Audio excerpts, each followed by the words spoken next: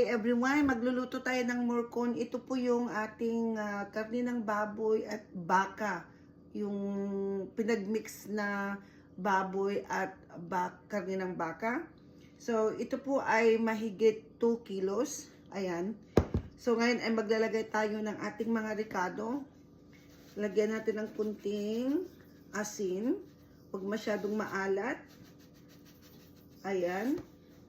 At paminta. At syempre maglalagay tayo ng ating tinatawag na chicken powder. Ayan.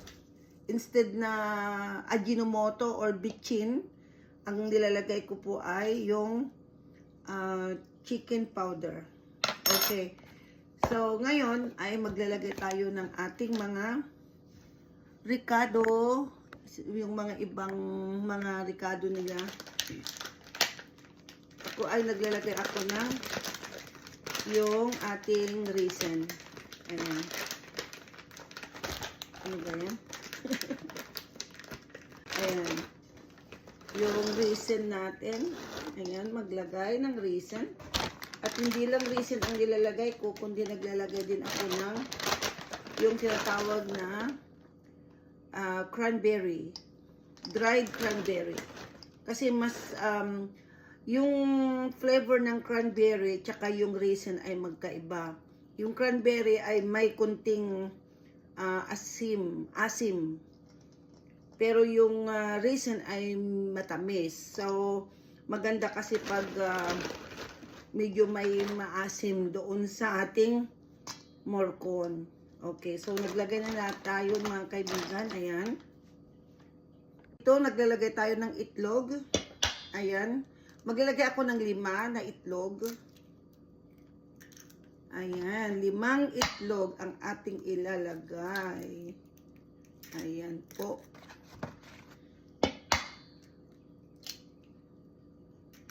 Tatlo. 4. 5. Ayan. 5 itlog ang ating ilalagay. So, ayan na. Nakalagay na lahat yan. Okay. So, ngayon ay i-mix na natin. I-mix natin na ganito. Malinis yung kamay ko. Naghugas ako.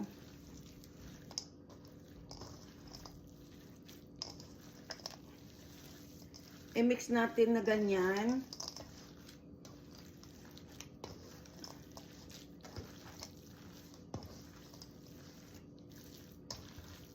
Ang mahirap lang dito sa paggawa ng morcon ay talagang gamitin mo lahat ng iyong lakas. Lahat ng iyong lakas.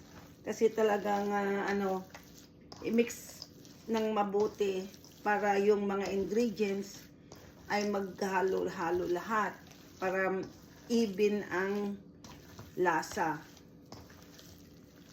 Okay.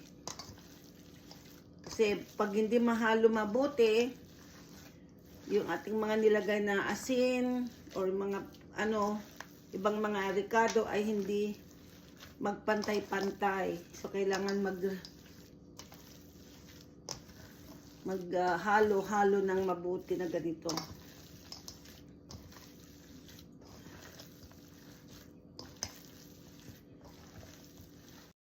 At ilalagay na natin ang ating carrots. So, yan po, ni-mix na natin yung ating carrots. At maglalagay tayo ng garlic powder. Garlic powder po yan. At onion powder. Ayan. So, i-mix natin lang na maganyan mga kaibigan ang ating mga seasoning. Ayan, garlic powder at saka onions powder. Mga powder ang ginamit ko kasi minsan pag naglagay tayo ng mga fresh na ricado ay masyadong strong yung flavor. Kaya ito, hindi masyadong strong yung flavor. Kaya ito yung ginagawa ko. Ang mga kasama ko dito sa bahay kasi ay ayaw nila yung strong ang lasa. Kaya mild lang. Kaya ang ginagamit ko ay yung mga powders. Okay, so i-mix-mix lang natin ang ating gagawin na morcon. Or ang tawag dito ay embutido. So, I'm not sure if that is embutido. Pero morcon kasi ang mas popular sa akin na tawag ko dito. Ayan, yung anak ko ay dumating na from school. So, ayan, dumating at hinag ako ng aking anak. Ayan po. So, continue lang tayo mga kaibigan. Ayan, magdagdag tayo ng cornstarch para mas maganda ang texture ng ating morcon. So, ganyan po ang ating gagawin. At pagkatapos ay mag-i-mix na naman natin. Huwag tayong mapagod na mag-mix kasi kailangan i-mix natin ng mabuti ang ating morcon. So, ayan, cornstarch po yan, mga kaibigan, hindi po harina. Ayan, magbabalot na tayo mga kaibigan ang ating gagawin na morcon. Ganyan po, naglagay po ako ng first ay yung foil at tapos naglagay ako ng plastic. Kasi kaya naglagay ko ng plastic para make sure na wala pong makapasok na tubig kapag ma-steam natin. Minsan kasi may makakapasok pa rin na tubig kahit i-steam natin. So, ganyan. At maglalagay tayo ng hotdog sa gitna. So, ganyan po ang ating paglagay, yung hotdog, para maganda po ang kalalabasan kapag nahiwa-hiwa na po ang ating morcon. Ayan, so ibalot na natin, i-fold na natin na ganyan para make sure na wala pong makapasok na tubig dyan. Kaya ingatan natin na walang mapunit na foil or plastic kapag binabalot natin. Ganyan po ang ating pagbalot ng ating morcon. Alam niyo, pag gumagawa ako, dinadamihan ko para hindi ako laging gumagawa. Ang ginagawa ko ay pag na-steam na, at ilaglagay ko na sa freezer. Kapag tinabad ako magluto, ay mag-defrost lang ako at kunting prito lang ay pwede na. So, ganyan pong itsura ng aking morcon kapag nabalot na siya. Ang steaming natin ay half hour lang. Depende sa laki yung ating morcon.